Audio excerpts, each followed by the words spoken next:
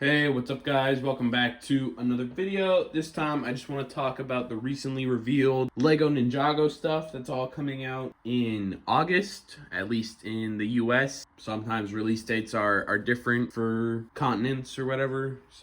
But for the US, coming out August 1st, and we got some good looking sets, so I just want to talk about them. Starting off, going from cheapest to most expensive, there's Lloyd's Dragon Mech Battle Pack. It's gonna retail for $10, just like every other little battle pack they've done.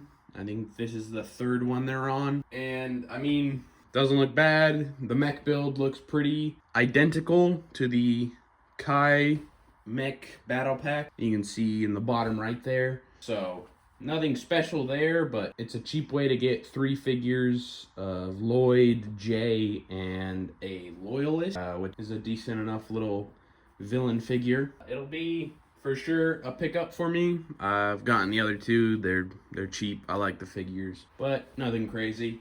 Then there is Zilvar and Grimtack the Dragon Beast. This is $20, 232 pieces, and it comes with 3 figures as well, Kai, Nia, and Zilvar. This looks pretty good. Kind of reminds me of the Imperium Hound they did for like season 1 of Dragons Rising. It's just that, but snowy, and I guess a dragon instead of a hound, I guess. And the Kai and Nia, they aren't anything special, but the Zilvar figure looks pretty cool. He's like a snowy Roz figure, and I just think that's fun. Snow elements and enemies and stuff are always cool. He looks pretty good. And a nice little cheap set to get as well. Then there's Zane's Ice Dragon Battle. This is $40, 141 pieces. It's a 4+ set, so that's why the pricing is so bad on that one. And this one comes with 4 figures as well. Zane, Sora, and 2 Acid Monsters. And the builds are nothing special. It's a 4+ set. They never are. But if this went on a good discount for like 50% off, 40% off, I'd probably be willing to pick it up for some Acid Monster figures. Don't even really build the set, but just have some extra figs. Because I do like their design as an enemy faction. They're definitely cool to get. But the little dragon and snake are nothing special, and 4+ sets never are. Then there is Kai and Cole's Combiner Vehicle. This is also a $40 set, but this one has 394 pieces and 3 figures, Kai, Cole, and an Ice Monster. And this set looks alright. I mean, honestly, I'd wager just based off the look of the vehicles, it feels a little bit overpriced, where most each vehicle personally looks like maybe a $15 vehicle. If this was a $30 set, I think I'd be happier about it, even though piece count wise, it's fine. It's just the look of how much you're actually really getting with it is the part where I question. But the Ice Monster is definitely pretty nice looking, pretty unique, so I'm a fan of that for sure. Just the builds seem a bit lackluster, I guess. And that is the last of the cheap sets. So jumping up to the X1 Ninja Charger 15th anniversary set. This is $90, 691 pieces.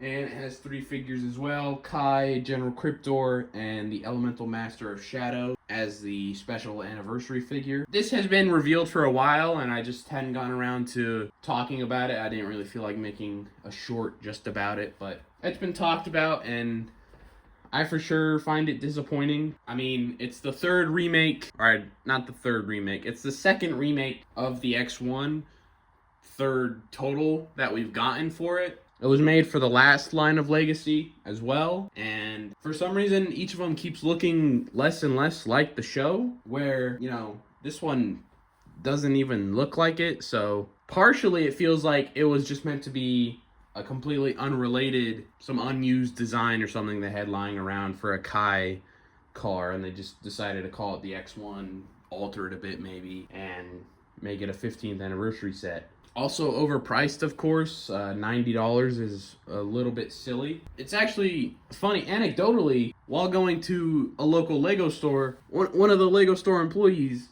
while checking out, talked to me about how this is a disappointing selection. Like, for when it eventually comes out, since Ninjago came up purchasing some sets for that. So it's like, it's a disappointing pick. Everything else was pretty good. You know, Lloyd's Titan mech, the little display stand. It's like the front of the monastery with all the figures. That's cool.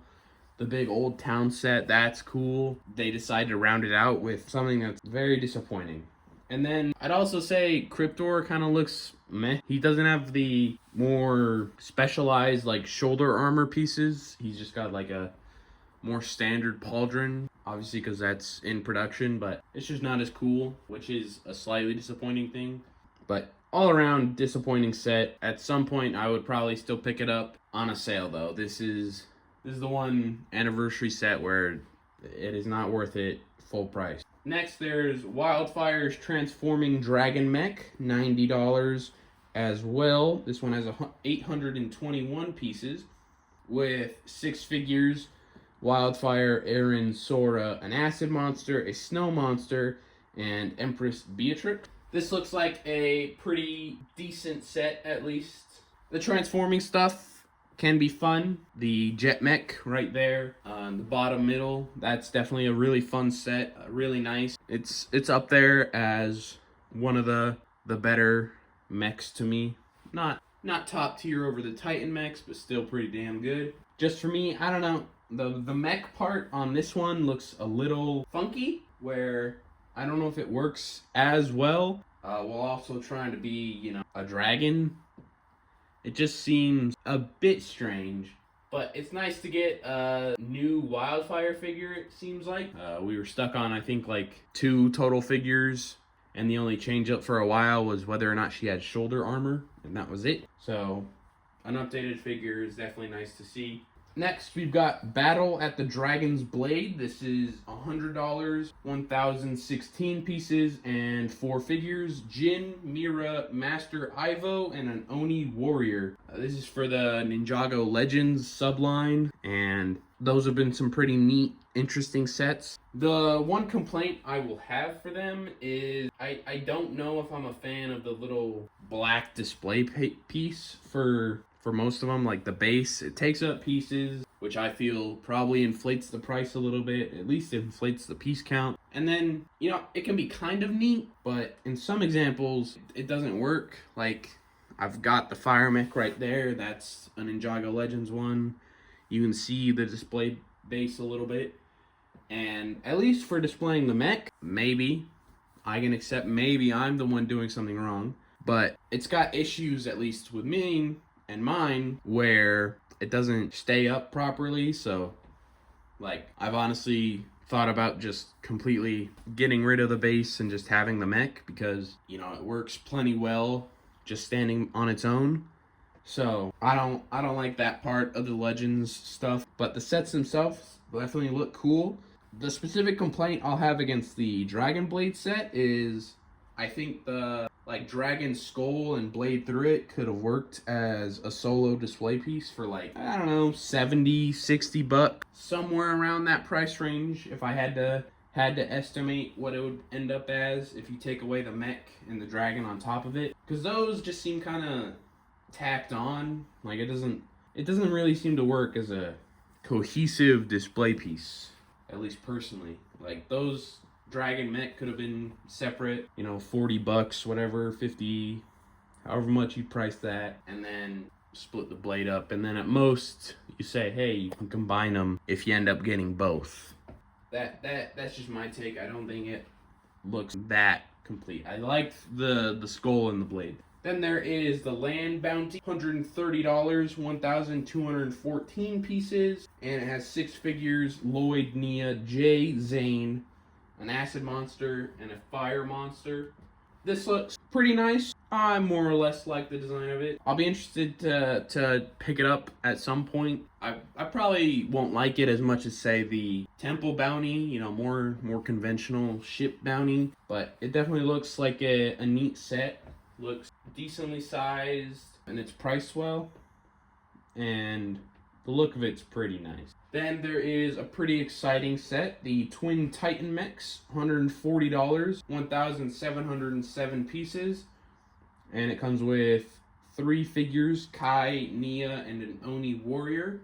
This is another Legends set. And this one's nice because unlike all the other Legends stuff, it doesn't have that black base. Though the piece count is not solely going to the mechs because there is a stand for it to display one of the mechs. And a pretty interesting fun thing, it seems like you can swap the turbines and the big cannon on the back of both mechs. So either one can have them, you know, whichever one you think should have them. And then the one with the like jet turbines, whatever, they have a stand so it looks like that one's, you know, up in the air, which I think is pretty neat. Though when I pick it up, you know, it'll be a decision to see if I use that, you know, provided I have the space for it. But definitely dope.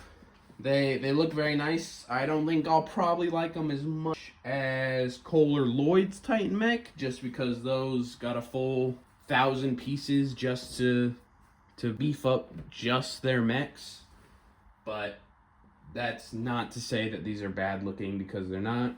And they shouldn't be. Ninjago designers should probably be pretty experienced with doing mechs at this point. Come as no real surprise. It also has some little feature where you can, I guess, swap the heads around with I think Jin and Mira from the other Legends sets, and then that works. However, so that was an interesting thing they cared to point out in the description and promo images. Last set is the Ultra Dragon Battle. It is, of course, the most expensive at $200 with 2,178 pieces and 4 figures: Jin, Mira, Nate, and an Oni General. This is, again, an Ninjago Legends set. And this one, I would definitely really want to see it in person.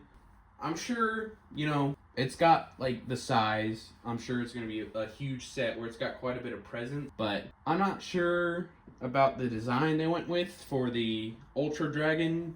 It's kind of just standing up like a man, like just a guy, and then it's got 4 heads and wings stuck on the back. But the pose is very just anthropomorphic, I think would be the word to go with there. So, not necessarily a huge fan of that. The little Great Devourer looks pretty nice.